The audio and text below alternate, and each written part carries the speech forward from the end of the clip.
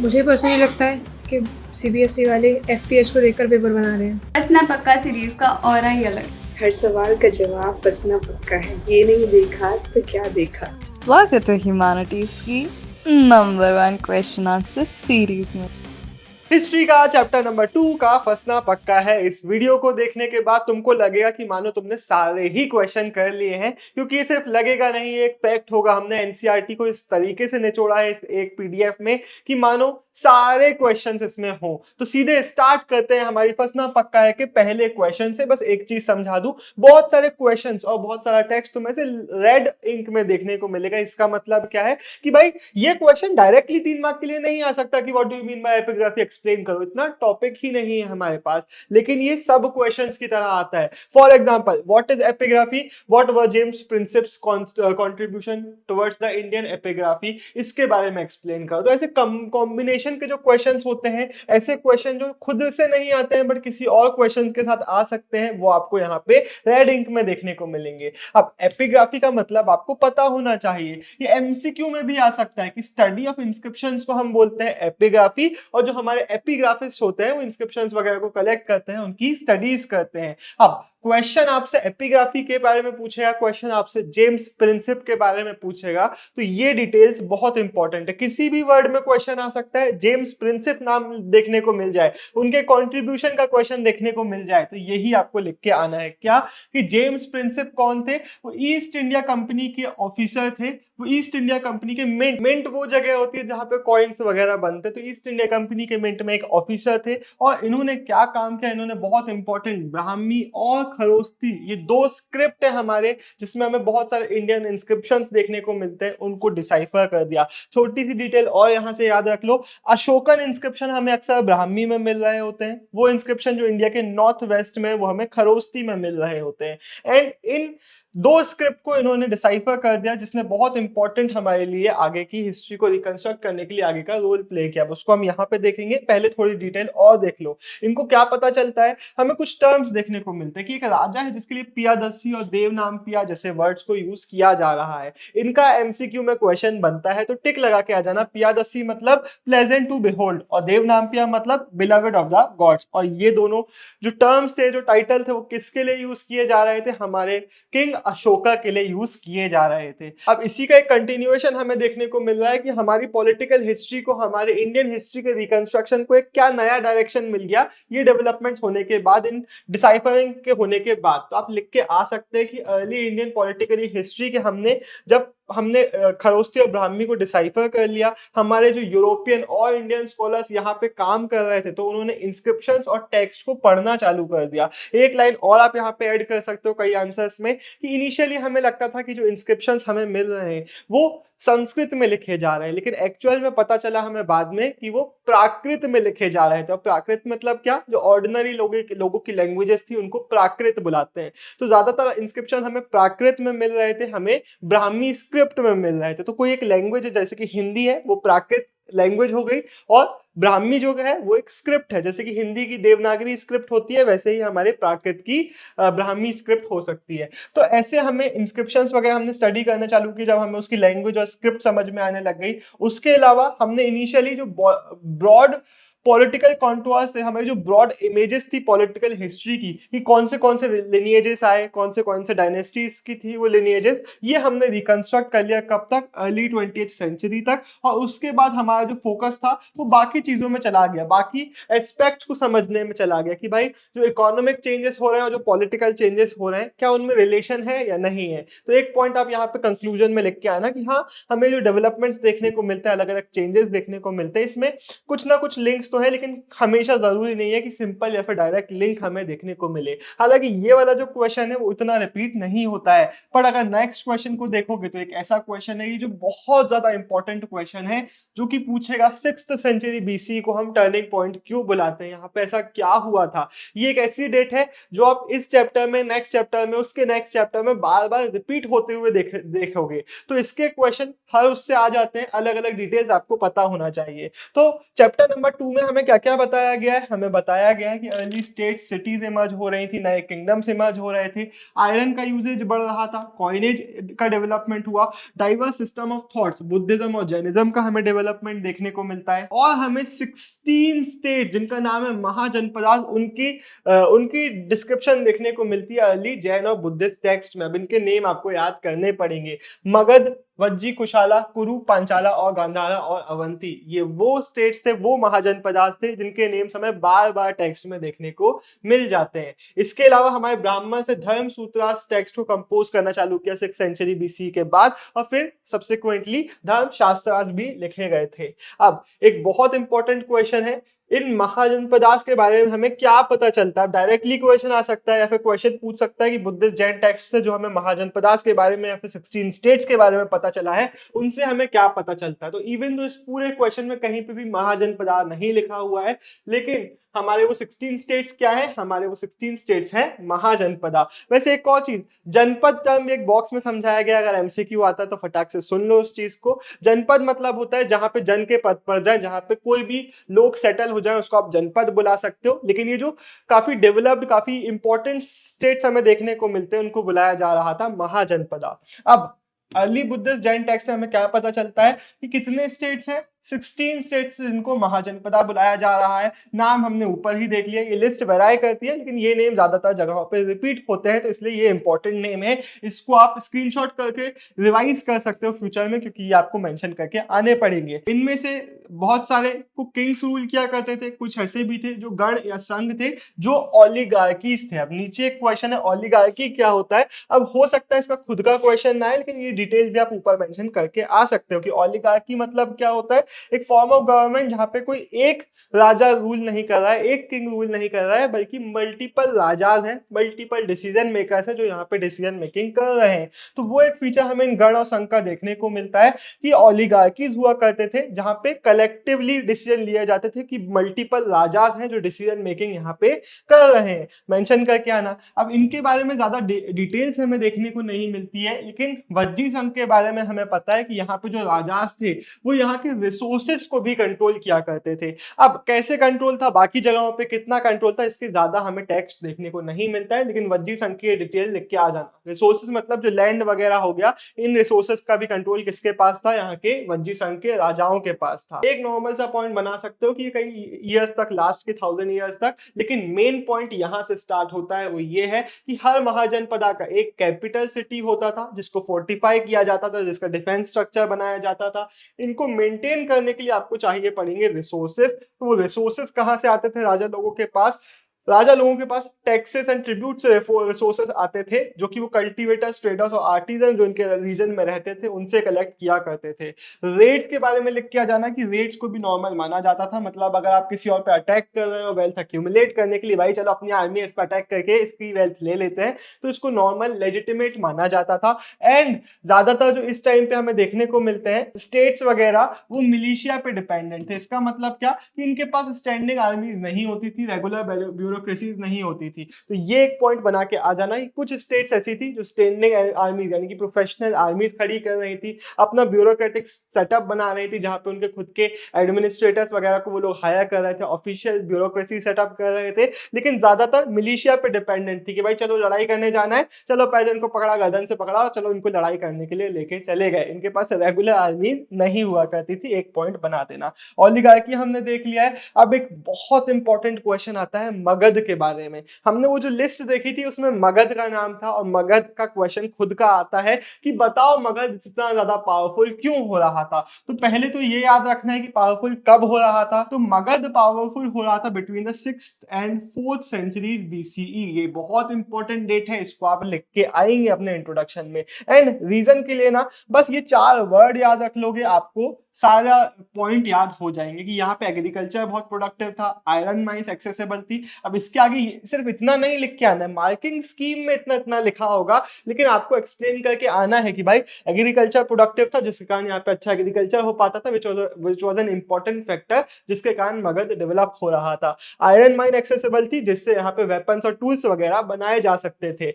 Elephants available थे जो कि इनकी आर्मी में हेल्प करते थे। Ganga and its tributaries cheap means of communication provide करती थी। बुद्धिस्ट और जैन टेक्स्ट बताते हैं कि भाई ये सब फैक्टर्स तो ठीक है, लेकिन इनकी मेन पावर का रीजन था यहाँ पे जो रूलर्स और उनके मिनिस्टर्स आ रहे थे उनकी एम्बिशियस पॉलिसीज। अब नाम याद रखने पड़ेंगे आपको, बिंबिसार, अजातशत्रु, महापद्मनंदा, ये पावरफुल रूलर्स थे और इनके जो मिनिस्टर्स थे वो बहुत एम्बिशियस पॉलिसीज अडॉप्ट कर रहे थे और अपने रीजन को बहुत ज्यादा पावरफुल एंड स्ट्रॉन्ग बना रहे थे। तो इतना लिख के आ जाओगे, फुल मार्क्स आपको मिल जाएंगे। अब मगध की कैपिटल वगैरह भी आपको पता होना चाहिए। इनिशियली मगध की कैपिटल थी राजगाह। इसका एमसीक्यू आता है कि भाई कहाँ पे है, तो प्रेजेंट डे राजगीर बिहार में है और इसका मीनिंग क्या है, हाउस ऑफ द किंग, राजा का घर, राजगाह।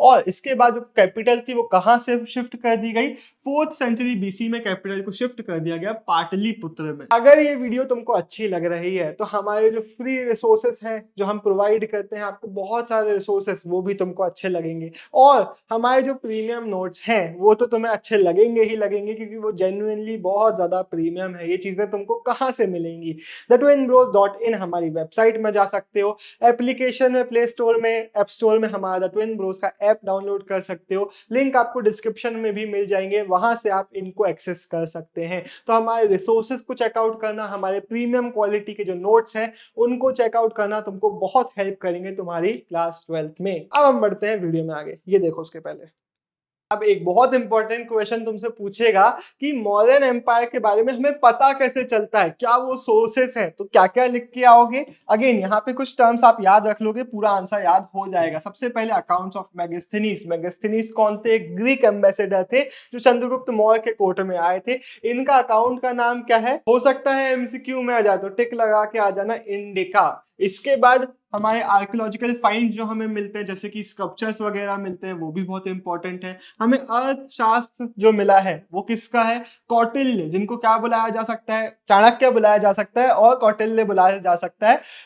ये कौन थे, चंद्रगुप्त मौर्य के एक मिनिस्टर थे। इन्होंने अपना अर्थशास्त्र टेक्स्ट लिखा जिसमें बहुत सारी पॉलिटिकल और इकोनॉमिक एडमिनिस्ट्रेशन की डिटेल्स थी, जिसके थ्रू हमें मौर्यन एम्पायर के बारे में बहुत कुछ पता चलता है। एंड बोला जाता है कि अर्थशास्त्र के जो पार्ट्स थे दे वर कंपोज्ड बाय कौटिल्य। ये डिटेल्स लिख के आ जाना। वैसे अगर आप वीडियो को देख रहे हो तो आपको एक चीज समझ में आ गई होगी कि बहुत सारी चीजें मैं बताता चले जाता हूँ, एक्स्ट्रा इन्फॉर्मेशन दे देता हूँ, इसलिए आपके लिए वीडियो देखना बहुत इंपॉर्टेंट है। सिर्फ ये नहीं कर सकते कि आप पढ़ पढ़ के आगे निकल गए, फिर थोड़ा सा काम हल्का हो जाएगा, इसलिए वीडियो को बहुत ध्यान से सुना करो। Buddhist, Jain, Puranic literature, Sanskrit literary works जो हमें मिलते हैं, इनके थ्रू भी हमें मौर्यन एम्पायर के बारे में बहुत कुछ पता चलता है। लेकिन सबसे इंपॉर्टेंट सोर्स किसके बारे में लिख के आओगे, लिख के आना कि इंस्क्रिप्शन ऑफ अशोका जो मिलते हैं, they are probably the most important source जो हमें मौर्यन एम्पायर के मिलते हैं। क्यों, क्योंकि सीधा हमें राजा जी के ही इंस्क्रिप्शंस देखने को मिल रहे हैं। इनका टाइम पीरियड आप लिख के आएंगे, इनके जो इंस्क्रिप्शन है वो हमें रॉक्स और पॉलिश्ड पिलर सरफेसेस में देखने को मिल जाते हैं। एक और पॉइंट इसी में ऐड करके आ जाना कि Ashoka one of the first rulers थे जिन्होंने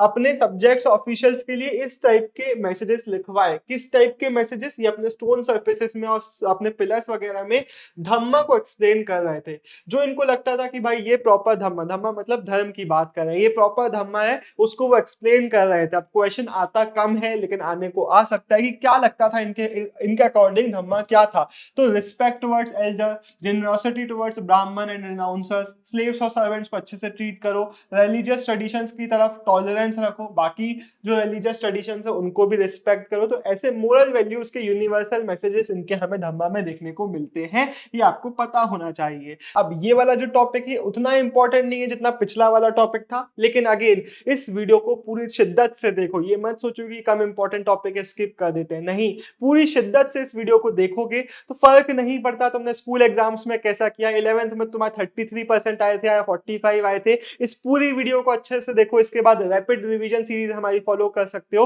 तुम टॉप करोगे। हर एक टॉपिक हम कर रहे हैं, तुम टॉप करोगे चाहे तुम्हारा पास्ट कैसा भी हो। इसलिए इस टॉपिक को भी हम जरा अच्छे से सुन लेते हैं। क्या याद रखना है तुमको कि भाई जब भी एडमिनिस्ट्रेटिव सेटअप के बारे में बात होगी मौर्यन एम्पायर की, तुम्हें लिख के आना है कि 5 मेजर पॉलिटिकल सेंटर्स थे एम्पायर के, जहां पे सबसे एस्टेब्लिश, सबसे अच्छे से इनका कंट्रोल एस्टेब्लिश था। कहां कहां पे? इनका कैपिटल पाटलिपुत्र पे, और इनके प्रोविंशियल सेंटर्स थे तक्षशिला, उज्जैनी, तोसाली, सुवर्णनगरी, जहां पे इनका कंट्रोल बहुत ज्यादा था। हमें जो इंस्क्रिप्शन देखने को मिले हैं वो हमें अलग अलग दूर दूर के रीजन्स में, पाकिस्तान का रीजन हो गया एकदम लेफ्ट साइड में, राइट साइड में हमारा आंध्र प्रदेश, उड़ीसा, उत्तराखंड का रीजन हो गया, इतना बड़ा रीजन है। यहाँ सारी जगहों पे हमें सिमिलर कंटेंट के इंस्क्रिप्शंस देखने को मिले हैं, विच शोज कि भाई बहुत फार एंड वाइड इनका एम्पायर पहुंचा हुआ था, लेकिन लिख के आ जाना, इनका जो कंट्रोल था वो पूरे एम्पायर में उतना ज्यादा स्ट्रॉन्ग नहीं था। इतना दूर दूर का रीजन है, इतना डाइवर्स रीजन है, हर जगह पे इनका जो कंट्रोल था वो स्ट्रॉन्गेस्ट नहीं हो सकता। तो इनका जो कंट्रोल था वो अपने 5 इंपॉर्टेंट सेंटर में बहुत अच्छा था, लेकिन बाकी जगहों पे उतना ज्यादा पावरफुल नहीं था। अब एक सब क्वेश्चन यहाँ से पूछा जा सकता है कि भाई ये जो सेंटर्स है इनको बहुत केयरफुली चूज किया जाता था, एक्सप्लेन करो। हो सकता है सब क्वेश्चन की तरह आए तो लिख के आना। तो तक्षशिला, उज्जैनी थे, ये important long distance trade routes में स्टैब्लिश्ड थे। जो सुवर्णनगरी था, नाम से ही समझ में आ रहा है, नाम का एमसीक्यू भी आ सकता है, लिटरल मीनिंग है द गोल्डन माउंटेन। तो यहां से क्या, सोने को, जो गोल्ड होता था, गोल्ड माइंस होती थी, उनको टैप किया जाता था कर्नाटका रीजन से। एंड एक पॉइंट बना के आना कि जो कम्युनिकेशन था थ्रू रिवर रूट्स वगैरह, ये भी बहुत ज्यादा इंपॉर्टेंट था। लैंड रूट्स और रिवरइन रूट्स दोनों का ही काफी ज्यादा यूज किया जा रहा होता था। और इतने लंबे लंबे, इतने सारे ट्रेवल्स करने के लिए आपको प्रोटेक्शन वगैरह की भी जरूरत पड़ेगी। तो एक पॉइंट, लास्ट पॉइंट बना के आ जाना कि यहाँ पे आर्मी वाज आल्सो इंपॉर्टेंट, जो कि प्रोविजन और प्रोटेक्शन का काम कर रही होती थी। प्रोविजन मतलब क्या होता है? अगर आप ट्रेवल कर रहे हो तो अभी एक सेकंड, नेक्स्ट पॉइंट भी हम उसी को देख लेते हैं, यहाँ पे मैं आपको समझा दूंगा। अब एक अगेन इसको मैंने बस रेड से मार्क कर दिया क्योंकि इसका एक सब क्वेश्चन भी आ सकता है, एक मेन क्वेश्चन भी आ सकता है हमारे इंडिका भाई के साथ, इंडिका भाई नहीं, मेगास्थनीज भाई के साथ, जो पूछेगा कि मेगास्थनीज ने किस कमेटी की मेंशनिंग करी। तो लिख के आना कि मेगास्थनीज ने एक कमेटी के बारे में बताया जिसकी 6 सब कमिटीज थी। इसका एमसीक्यू आ सकता है, कितनी? 6 सब कमिटीज थी जिनका रोल आपको पता होना चाहिए। अब ये 6 आपको लिस्ट देखने को मिल रही है। एक सब कमेटी का काम था नेवी को देखना, दूसरा काम था ट्रांसपोर्ट एंड प्रोविजन को देखना, प्रोविजन एंड ट्रांसपोर्ट में क्या क्या काम आता था नीचे हम देखेंगे। तीसरे का काम था फुट सोल्जर्स के लिए रिस्पॉन्सिबल थी, 4th हॉर्सेस के लिए, 5th चैरियट्स के लिए, 6th एलिफेंट्स के लिए, चैरियट मतलब रथ वगैरह। एंड अब ये जो सेकंड सब कमिटी है ट्रांसपोर्ट एंड प्रोविजन, अब इसमें क्या क्या चीजें आ जाती है वो हम देख लेते हैं। प्रोविजन मतलब ट्रांसपोर्ट हम कर रहे हैं तो उसका जितना भी इंतजाम होता है उसको मैनेज करना। For example bullock carts arrange करना इक्विपमेंट कैरी करने के लिए, सोल्जर्स के लिए फूड वगैरह प्रोक्योर करना, एनिमल्स के लिए फॉडर का इंतजाम करना, या फिर सर्वेंट्स वगैरह रिक्रूट करना, आर्टिजन्स वगैरह रिक्रूट करना सोल्जर्स के लिए। तो ये सारे काम करती थी ट्रांसपोर्ट एंड प्रोविजन वाली हमारी जो सब कमिटी थी वो। वैसे एक चीज और यहाँ पे एक्सप्लेन कर ही देता हूँ, इस चैप्टर में हर जगह पर अशोका की जगह अशोका लिखा हुआ है, और भी कुछ टर्म्स है जो चेंज नेम, चेंज प्रोनाउंसिएशन के साथ, चेंज स्पेलिंग के साथ लिखे हुए हैं, क्योंकि इस चैप्टर में हम अक्सर प्राकृत प्रोनाउंसिएशन, प्राकृत स्पेलिंग्स के साथ वर्ड्स को लिख रहे हैं, इसलिए अशोका जो है वो अशोका हो जाते हैं। भगवान कुछ भी कराए, लेकिन इंपॉर्टेंट जगहों पे शाह को सा ना बोलूं मैं, क्योंकि हो ही जाता है जिंदगी में, इस चैप्टर में एटलीस्ट नहीं हो सकता, बट ऐसे तो मेरे से अशोका बोलते बनता है, पर जब मेरी जिंदगी का सबसे इंपॉर्टेंट अशोका मैं बोलूंगा वो मेरे मुंह से अशोका निकल जाएगा। बट इट इज फाइन क्योंकि it is Ashoka here. And Ashoka भाई जो थे वो अपने एम्पायर को होल्ड करने के लिए सोच रहे थे कि धम्मा को प्रोपेगेट करके, धम्मा को स्प्रेड करके हम ये काम कर सकते हैं, इसलिए वो धम्मा के मैसेजेस को इंस्क्राइब अपने टेक्स्ट वगैरह, अपने इंस्क्रिप्शंस में करवा रहे थे। एंड ये क्वेश्चन एमसीक्यू में आता है, स्पेशल ऑफिसर्स थे जो धम्मा को स्प्रेड करने का काम करते थे, उनका नाम क्या था? धम्मा महामात्य। ये आप टिक करके आएंगे। अब यहाँ पे कुछ क्वेश्चंस दिए हुए हैं मौर्यन एम्पायर के बारे में कि जब हमने इसको डिस्कवर किया तो हमारे को क्या क्या चीजें पता चली। कुछ इंपॉर्टेंट डिटेल्स हम यहाँ पे देख लेते हैं, हालांकि बहुत इंपॉर्टेंट क्वेश्चन नहीं है, बस कुछ की टर्म्स याद रख लोगे, बाकी आपको इजीली याद हो जाएगा। पहली चीज आपको पता ही होना चाहिए, इसको किसने फाउंड किया? एमसीक्यू में आएगा, चंद्रगुप्त मौर्य ने। कब किया? 321 बीसी में। और इनके अशोका कौन थे? इनके ग्रैंडसन थे, ये भी एमसीक्यू में आ सकता है। हमें इस एम्पायर को जब हमने 19th सेंचुरी में फाइंड किया तब हमें क्या क्या मिला? इनका हमें कंट्रीब्यूशन मिला, इनके आर्कियोलॉजिकल फाइंड्स हमें बहुत सारे मिले, इनका खुद का आर्ट फॉर्म हमें देखने को मिला जो कि हमें अक्सर एम्पायर्स का देखने को मिलता है।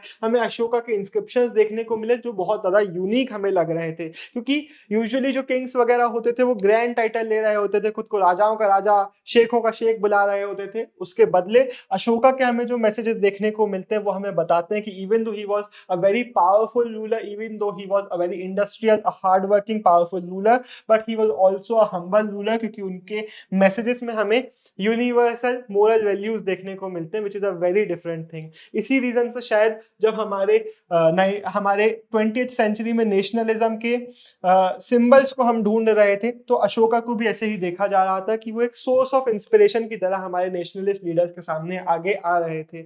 इनके एडमिनिस्ट्रेशन के बारे में एक चीज लिख देना, इनके एक्सपांशन के बारे में एक चीज लिख देना कि इनकी मिलिट्री स्ट्रेंथ बहुत थी, काफी बड़ा एम्पायर था, लेकिन वही चीज जो इनकी स्ट्रेंथ थी कि भाई 5 जगहों पे इनका एडमिनिस्ट्रेशन बहुत अच्छे से हो रहा था। ये इनका वीकनेस में भी आता है कि भाई 5 प्रोविंशियल इनके जो इंपॉर्टेंट सेंटर्स थे वहां पे इनका इन्फ्लुएंस ज्यादा था, लेकिन हर एक रीजन को ये लोग इन्फ्लुएंस में नहीं लेके आ पा रहे थे।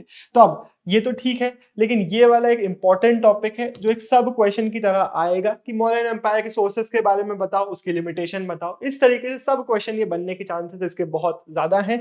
क्या क्या लिख के आओगे? ये सिर्फ 150 ईयर्स लास्ट किया, which is not a very long time. इसके बाद लिखना कि पूरे इंटायर सब कॉन्टिनेंट को अपने कंट्रोल में नहीं लेके आ पाए थे। इसके बाद लिखना जो एरिया इनके कंट्रोल में था वहां पे भी इन्फ्लुएंस यूनिफॉर्म नहीं था, कुछ रीजन में अच्छा इन्फ्लुएंस था, कुछ जगहों पे नहीं था। हमने ऊपर ही इसको देख लिया है। अब हम बात करते हैं हमारे जो नए चीफ्स और चीफडम्स इमर्ज हो रहे थे उनके बारे में। इनका एक ही क्वेश्चन आएगा जो चीफ्स के बारे में, चीफडम्स के बारे में पूछेगा। तो क्या क्या लिख के आओगे? चीफ कौन होता है? एक पावरफुल मैन जिसकी पोजीशन हेरिडिटरी हो भी सकती है और नहीं भी हो सकती है। बेसिकली इंपॉर्टेंट इसके लिए ये है कि उसको अपने किन्फोक का, अपनी जो जनता है, अपना जो ट्राइबल ग्रुप है, उसका सपोर्ट अगर इसको मिल रहा है तो ये अपनी पोजीशन में होता था। इसके फंक्शंस पूछे जाएंगे चीफ के, तो क्या क्या लिख के आना? स्पेशल रिचुअल परफॉर्म करना, लीडरशिप परफॉर्म करना वॉरफेयर में, डिस्प्यूट्स वगैरह को आर्बिट्रेट करना, मैनेज करना, गिफ्ट्स रिसीव करना, लेकिन लिख के आना कि इनको जो गिफ्ट्स वगैरह मिलती थी वो अक्सर अपनी जनता के बीच में बांट दिया करते थे। ये लोग रेगुलर आर्मी होल्ड नहीं करते थे, ब्यूरोक्रेसी होल्ड नहीं करते थे, बल्कि जब जरूरत पड़ती थी तो वही बात है कि चलो भाई चलो मिलके लड़ेंगे, ऐसा वाला सीन इनका हुआ करता था। ये चीज लिख के यहाँ पे आ जाना। अब ये तो एक छोटा सा टॉपिक था, येट इंपॉर्टेंट पॉइंट थे हमारे चीफ्स के बारे में, लेकिन नेक्स्ट टॉपिक बहुत ज्यादा इंपॉर्टेंट है जो पूछेगा कुशानास के बारे में। हो सकता है क्वेश्चन में कुशानास लिख के ही ना आए, क्वेश्चन में सिर्फ ये लिख के आ जाएगी कुछ जो हमारे किंग्स थे वो डाइटीज से खुद को कनेक्ट करने की कोशिश करते थे। एग्जाम्पल के साथ एक्सप्लेन करो तो एग्जाम्पल आप कुशानास का ही दोगे। और क्या क्या लिख के आओगे? पहला हेडिंग बना देना कोलोसल स्टैचूज, मतलब बड़े बड़े कुशाना रूलर्स के हमें स्टैचू देखने को मिल रहे हैं। कहां पे? मठ नियर मथुरा में, और हमारे अफगानिस्तान के इनके श्राइन्स में हमें देखने को मिले हैं कि श्राइन्स में जहां पे गॉड्स की इमेजेस होना चाहिए, उनके स्टैचूज होना चाहिए, वहां पे किंग खुद के स्टैचूज लगवा दे रहे थे, विच शोज कि भाई वो खुद को भगवान से कनेक्ट करने की कोशिश कर रहे थे। पहली हेडिंग हो गई। दूसरी हेडिंग बना देना, लिख देना टाइटल्स, और उसमें क्या लिख के आना कि लोग टाइटल्स अडॉप्ट करते थे, जैसे कि देवपुत्र, सन ऑफ गॉड, और लिख के आना इसी में कि may be they were inspired by Chinese rulers, क्योंकि चाइनीज रूलर्स खुद को सन्स ऑफ हेवन बुलाते थे, तो ये मे बी उनसे इंस्पिरेशन ड्रॉ करके खुद को अब देवपुत्र बुला रहे थे। None of my sons should behave like this, not approved.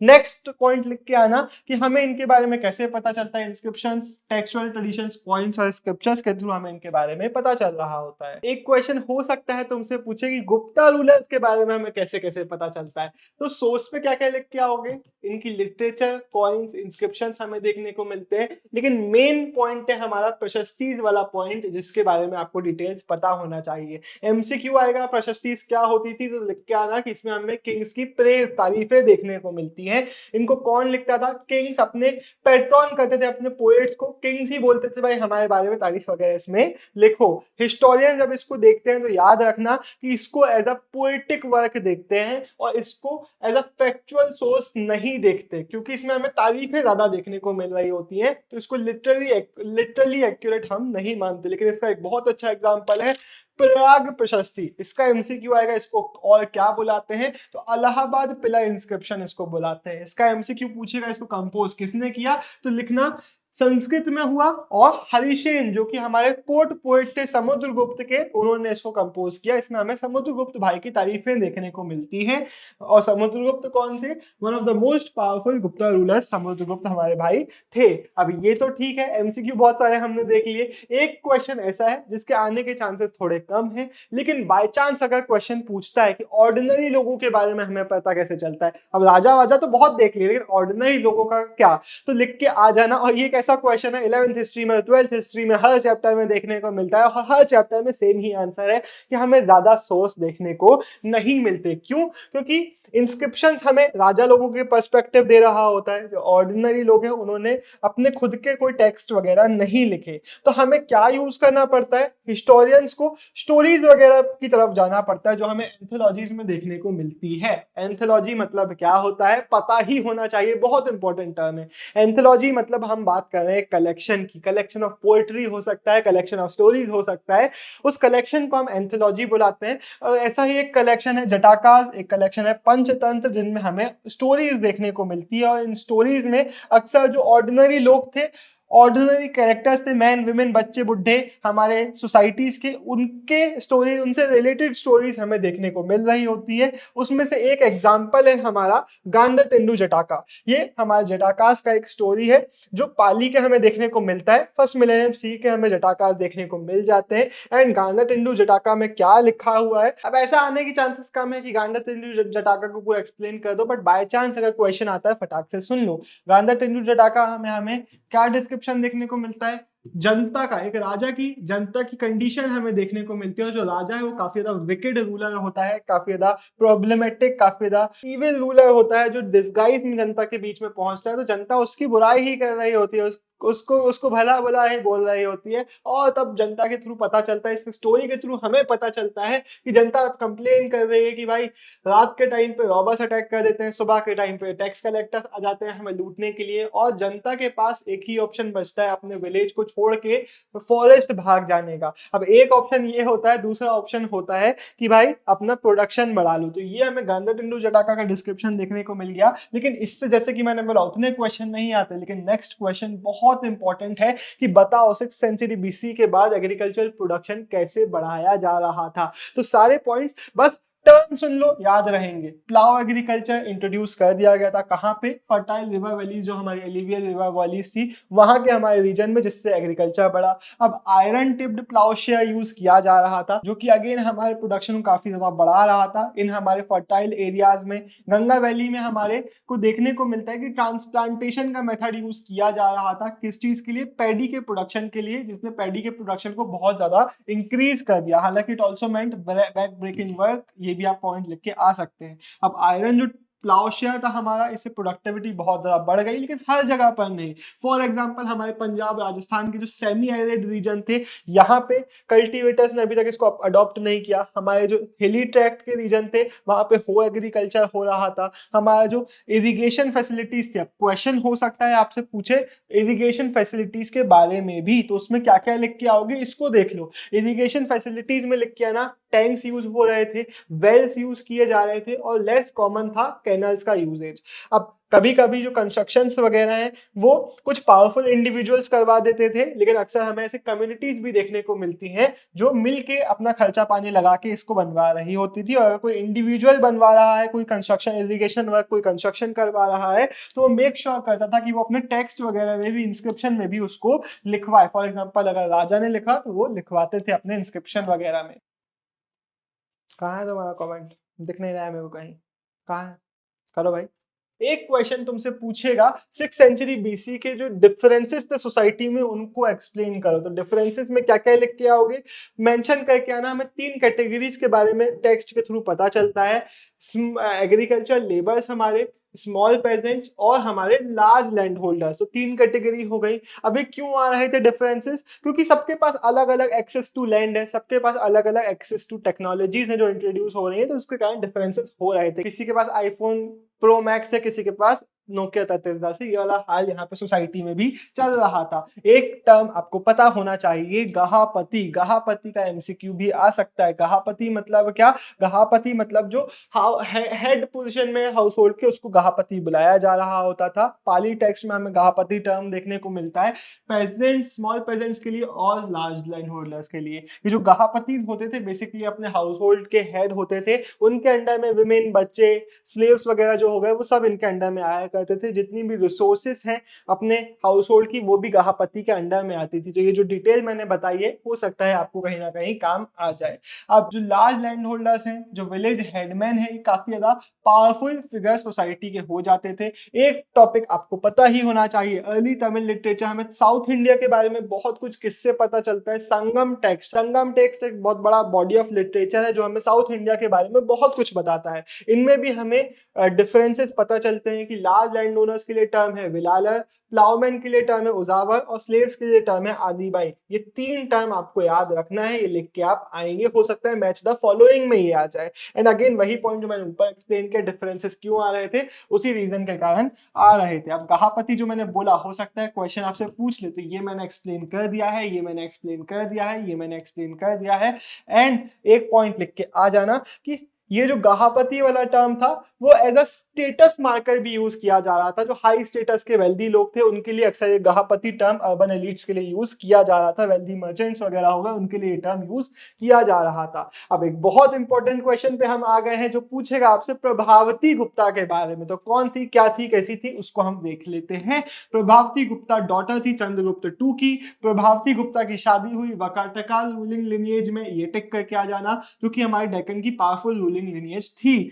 According to Sanskrit text women के पास इंडिपेंडेंट एक्सेस नहीं होना चाहिए लैंड का, विमेन को लैंड होल्ड नहीं करना है। लेकिन प्रभावती गुप्ता एक एक्सेप्शनल केस थी जिनके पास लैंड था भी, जिसको वो ग्रांट भी करती थी, ये लिख के आना। और उसके बाद रीजन लिख के आ जाना, because may be she was the queen and hence an exceptional case. और एक और पॉइंट लिख के आ जाना कि मे बी जो प्रोविजंस जो लीगल टेक्स्ट के होते थे, धर्मशास्त्र धर्मसूत्रास के, वो हर जगह अप्लाई नहीं किए जाते होंगे, वो भी हमें इसके एग्जाम्पल से पता चलता है। अब लैंड ग्रांट का क्या इंपैक्ट था, इसका क्वेश्चन भी पूछा जा सकता है। एक सब क्वेश्चन की तरह इसके आने के चांसेस ज्यादा हैं कि बताओ हिस्टोरियन से क्या डिबेट है कि लैंड ग्रांट्स क्यों हुआ। हमने बात करी ना, प्रभावती गुप्ता लैंड ग्रांट किया करती थी, लैंड को डोनेट किया करती थी, तो ऐसे डोनेशंस वगैरह ग्रांट्स वगैरह क्यों हो रहे थे। तो हमें हिस्टोरियंस डिवाइडेड देखने को मिलते हैं। कुछ का कहना था कि भाई एग्रीकल्चर को, एक्रिएज को एक्सटेंड करने के लिए लैंड ग्रांट कर दिए जा रहे थे। कुछ का कहना था कि नहीं, पॉलिटिकल पावर वीक पड़ रही थी। समानता जो थे, समानता याद रखो, गुप्ता रूलर्स के अंडर में स्पेसिफिकली हमें देखने को मिलते हैं कि समानता से बहुत हाई पावरफुल फिगर्स की तरह इमर्ज हो रहे थे, जिनके पास खुद का काफी सारा लैंड वगैरह हुआ करता था,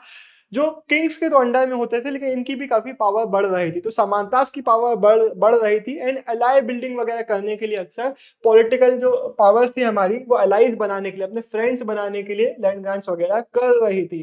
तीसरा एक और पॉइंट हमें देखने को मिल रहा है कि किंग्स की पावर तो खत्म हो रही थी, लेकिन they wanted to show a facade of power, एक फेक पावर, खुद को सुपरमैन की तरह दिखाना चाहते थे, इसलिए शायद लैंड ग्रांट्स वगैरह कर रहे थे। अब एक क्वेश्चन तुमसे पूछेगा इंडियन सबकॉन्टिनेंट के 6th सेंचुरी बीसी में ट्रेड रूट्स वगैरह के बारे में। तो पहला पॉइंट लिख के आना, trade routes in the 6th century BC crisscross throughout the subcontinent and extended to different directions, लिख के आ जाना। रूलर्स भी इन ट्रेड रूट्स को कंट्रोल करने की कोशिश करते थे, यहाँ पे प्राइस के बदले में प्रोटेक्शन प्रोवाइड करने का काम कर रहे थे। कौन ट्रेवल करता था इन ट्रेड रूट्स में, एक हेडिंग बनाना, एक नाम लिख के आना, पेडलर्स जो बाय फुट ट्रेवल करते थे, मर्चेंट्स वगैरह जो अपने कैरावान्स ऑफ बुलक कार्ट के साथ, पैक एनिमल्स अपने गधे घोड़े खच्चर के साथ ट्रेवल किया करते थे, और सी फेरर्स लिख के आना। इनके बारे में क्या लिख के आओगे कि इनके जो वेंचर्स होते थे, इनके जो ट्रेवल्स होते थे सी फेरर्स के, वो रिस्की होते थे लेकिन बहुत ज्यादा प्रॉफिटेबल होते थे। फिर लिख के आना सक्सेसफुल मर्चेंट्स के लिए, इसका एमसीक्यू आ सकता है कि क्या टर्म्स देखने को मिलते हैं। तमिल में हमें मसत्तुवन टर्म देखने को मिलता है और प्राकृत में हमें सेठीज और सतवाहास टर्म देखने को मिलते हैं। तो 1, 2, 3 टर्म बिल्कुल नहीं भूलोगे, चाहो तो इसका स्क्रीनशॉट ले लो। इसके बाद लिख के आना कि कौन से वो गुड्स थे जो ट्रेड किए जा रहे थे। तो salt, grain, cloth, metals, finish product, stone, timber, medicinal plants etcetera किए जा रहे थे। स्पाइसेस जो हमारे थे, स्पेशली जो पेपर था, ये रोमन एम्पायर में बहुत हाई डिमांड में था, ये भी लिख के आ जाना। टेक्सटाइल्स एंड मेडिसिनल प्लांट्स वगैरह जो थे वो भी हमारे हाई डिमांड्स में बाहर चल रहे थे, मेंशन करके आना। अब एक क्वेश्चन आ रहा है कॉइन्स के बारे में, इसका भी इंपॉर्टेंट क्वेश्चन है, इंपॉर्टेंट डिटेल है, इसलिए इतने सारे बोल्ड टेक्स्ट देखने को मिल रहे हैं। क्या क्या लिख के आओगे, कॉइन्स का यूजेज के थ्रू हमारा जो लॉन्ग डिस्टेंस ट्रेड था वो बहुत ज्यादा फैसिलिटेट हो रहा था इनिशियली। अब यहाँ पे कुछ टर्म्स याद रख लो, इनिशियली पंच मार्क्ड कॉइन्स थे जो सिल्वर और कॉपर से बनाए जा रहे थे, जो 6th century BC onwards use होना चालू हुए। हमें बहुत सारे कॉइन्स देखने को मिल जाते हैं अलग अलग साइट्स में, जिसको कौन स्टडी करता है, जिसको न्यूमिस्मेटिस्ट स्टडी करते हैं। ये टर्म याद रखेंगे, यहाँ पे मेंशन करके आएंगे। तो बेसिकली जो सिंबल्स वगैरह है कॉइन में, किसी किंग की इमेज बनी हुई है, कुछ टेक्स्ट लिखा हुआ है, तो उसको स्टडी वगैरह करके अलग अलग चीजों को रिकंस्ट्रक्ट करने की कोशिश करते हैं। कॉइन कौन इशू करता था? किंग्स तो करते ही थे, लेकिन मर्चेंट्स, बैंकर्स, टाउन्स पीपल भी इशू किया करते थे। प्लस कुछ ट्राइबल ग्रुप्स जैसे कि योद्यास, लिख के आना, योद्यास ऑफ पंजाब एंड हरियाणा जो थे, इन्होंने भी अपने कॉइन्स इशू किए, इन्होंने अपने कॉपर कॉइन्स इशू किए। कुशानास के बारे में लिख के आना, इन्होंने largest hoards of gold coins issue किए 1st सेंचुरी सी में। इनके जो कॉइन्स वगैरह का वेट था, ये हमारे रोमन एम्परर्स के और पार्थियन रूलर्स ऑफ ईरान के जो कॉइन्स थे उनसे सिमिलर, उनके आइडेंटिकल था, विच शोज कि भाई इन लोगों का उनके साथ कनेक्शन था, उनके साथ ये लोग में भी ट्रेड वगैरह कर रहे थे। सिमिलर चीजें हमें क्या देखने को मिलती है कि रोमन कॉइन्स हमें इंडियन साइट्स में देखने को मिले, विच अगेन शोज हमें ट्रेड के बारे में बता रहा है। एंड इट शोज कि trade with in the political boundary नहीं हो रहा है कि रोमन एम्पायर सिर्फ रोमन एम्पायर के अंदर ट्रेड करेगा, नहीं, अलग अलग जगहों पे दूर दूर जाके ट्रेड हो रहा था, जिसके एग्जांपल्स हमें यहाँ पे देखने को मिले हैं। योद्यास के बारे में वही बात की थाउजेंड्स ऑफ कॉपर कॉइन्स इनके हमें देखने को मिले हैं। गुप्तास के बारे में याद रखना। अब देखो इंपॉर्टेंट यही है कि कुशानास की थोड़ी सी डिटेल है, रोमन एम्पायर से रिलेशन है, हमें योद्यास की थोड़ी सी डिटेल है, गुप्ता की थोड़ी सी डिटेल है, ये पता होना चाहिए। तो गुप्ता रूलर्स की क्या डिटेल है? इनका जो गोल्ड कॉइन था ये अपनी प्योरिटी के लिए जाना जाता था। इनके स्पेक्टिकुलर गोल्ड कॉइन्स हमें देखने को मिलते हैं एंड इट शोज कि बहुत ज्यादा लॉन्ग डिस्टेंस ट्रांजैक्शन से किंग्स को बेनिफिट हो रहा है, जिसके कारण इतने सारे गोल्ड कॉइन्स बनाए जा रहे हैं। लेकिन एक क्वेश्चन हो सकता है अटैच्ड ऊपर वाले क्वेश्चन से देखने को मिल जाए कि हमें कॉइन्स मिलना बंद हो गए, टेपर्ड ऑफ, रीजंस बताओ। तो एक पॉइंट लिख के आना कि वेस्टर्न रोमन एम्पायर कोलैप्स कर गया था, तुमने पढ़ा था इसके बारे में क्लास 11 के चैप्टर नंबर 2 में। तो एक चीज ये हुई थी जिसके कारण हमारा ट्रेड अफेक्ट हुआ था, ट्रेड खत्म हो गया था, प्रॉस्पेरिटी खत्म हो गई, जिसके कारण हमें कॉइन्स मिलना बंद हो गए।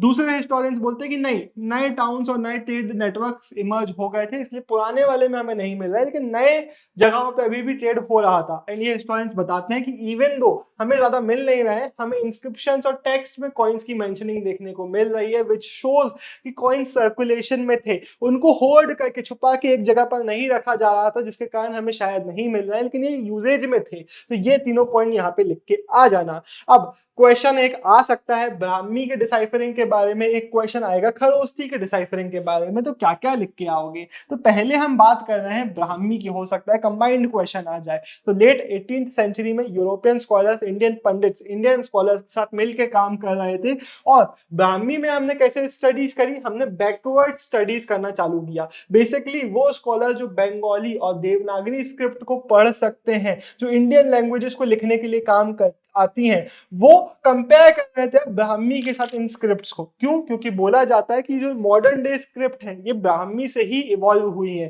तो अब आप नई वाली पढ़ सकते हो, तो आप कंपेयर कर सकोगे पुरानी वाली के साथ। तो कंपैरिजन का काम जो था वो हुआ हमारी ब्राह्मी के स्क्रिप्ट में। हमने न्यू लेटर्स को ओल्डर स्पेसिमेंस, मतलब उनकी ओल्डर एग्जाम्पल के साथ, क्या हमें कोई एक वर्ड मिल गया जो दोनों स्क्रिप्ट में लिखा हुआ है, तो हम उसको कंपेयर करके देख रहे हैं, और ऐसे कंपैरिजन के थ्रू हमने ब्राह्मी को डिसाइफर किया। जब हमें पता चला कि भाई संस्कृत में नहीं, ये प्राकृत में लैंग्वेज में, तो वो काम थोड़ा सा इजी हुआ। इन काफी सारे इन्वेस्टिगेशंस के बाद प्रिंसिप भाई ने हमारे ब्राह्मी को डिसाइफर किया 1838 में, which was a major epigraphic development in the Indian history. ये डेट आप याद रखेंगे, एमसीक्यू में भी आ सकती है। अब खरोस्ती का क्वेश्चन आएगा तो क्या लिखना है? खरोस्ती के जो इंस्क्रिप्शंस हमें मिलते हैं वो हमें नॉर्थ वेस्टर्न रीजन में मिलते हैं, एमसीक्यू में आ सकता है। और यहाँ पे हमें हेल्प किया इंडो ग्रीक किंग्स के कॉइन्स ने। अब एक डिटेल जो मैंने ऊपर बताई नहीं थी वो ये थी कि इंडो ग्रीक किंग्स के जो कॉइन्स थे उसमें हमें इन रूलर्स की इमेजेस देखने को मिलती है। ये एक इंपॉर्टेंट पॉइंट है जो कॉइन वाले टॉपिक में आपको याद रखना है। तो इंडो ग्रीक्स रूलर्स कहां पे रूल कर रहे थे?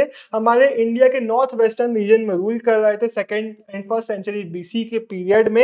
एंड इन्होंने इनके अपने कॉइन्स वगैरह में अपने नेम्स वगैरह भी लिखवाए। तो इन किंग्स के नेम हमें ग्रीक में भी देखने को मिल रहे हैं और खरोस्ती में भी देखने को अगर मिल रहे हैं तो हम उनको कंपेयर कर सकते हैं। तो ऐसे स्कॉलर जो ग्रीक स्क्रिप्ट को पढ़ सकते हैं, अब वो खरोस्ती से उसको कंपेयर कर रहे थे, तो लिख के आ जाना। For example in a name Apollodotus हमें ए जो देखने को मिला है, अब हम ग्रीक को पढ़ सकते हैं तो ग्रीक से इसको कंपेयर कर रहे हैं, फिर बाकी लेटर्स को हमने कंपैरिजन करने का काम किया। एंड वही बात कि जब हमें पता था कि भाई इंस्क्रिप्शन प्राकृत में, हमने धीरे धीरे इनको स्टडी करना चालू कर दिया और एक बार छोटे इंस्क्रिप्शन पढ़ लिए, फिर धीरे धीरे बड़े इंस्क्रिप्शन को भी हम पढ़ने लग गए। तो ये खरोष्टी और ब्राह्मी की अलग अलग डिटेल्स हैं। अब एक आखिरी और बहुत इंपॉर्टेंट क्वेश्चन है जो आपसे पूछेगा इंस्क्रिप्शनल एविडेंसेस की लिमिटेशंस के बारे में।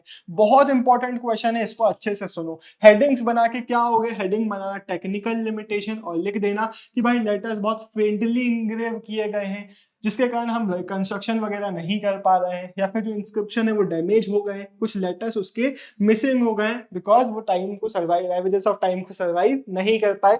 तो ये एक इंपॉर्टेंट चीज हो गई। उसके बाद दूसरा लिख के आ जाना कि हर एक चीज का मीनिंग समझ पाना इजी नहीं है। फॉर एग्जाम्पल आपने समझ ही लिया है कि डिसाइफरिंग करना भी इजी प्रोसेस नहीं है, तो हर एक चीज का मीनिंग नहीं समझ सकते हम। कुछ चीज का मीनिंग कॉन्टेक्स्ट बेस्ड पे होता है कि वहां पे कुछ कॉन्टेक्स्ट था, कुछ चीज थी जिससे उसका मीनिंग बना हुआ था, लेकिन अब हमें वो कॉन्टेक्स्ट नहीं मिल पा रहा है तो हम हर एक चीज का मीनिंग फिगर आउट नहीं कर पाते हैं। अब ये वाला जो पॉइंट है ये भी आप चाहें तो अपने आंसर में लिख सकते हैं। बेसिकली आपके अंडरस्टैंडिंग के लिए एक बहुत इंपॉर्टेंट पॉइंट हमारी एनसीईआरटी ने बताया था जो यहाँ पे भी आपको देखने को मिल रहा है, वो ये है कि आपने इस चैप्टर में समझ ही लिया है ना कि भाई हिस्टोरियंस हमेशा डिवाइडेड होते हैं, अलग अलग टॉपिक्स में ओपिनियंस चेंज हो रहे होते हैं, अलग अलग हो रहे होते हैं, कॉन्ट्रास्टिंग ओपिनियंस हमें देखने को मिल जाते हैं। तो वो भी चीज आप अपने इस आंसर में मेंशन करके आ सकते हैं।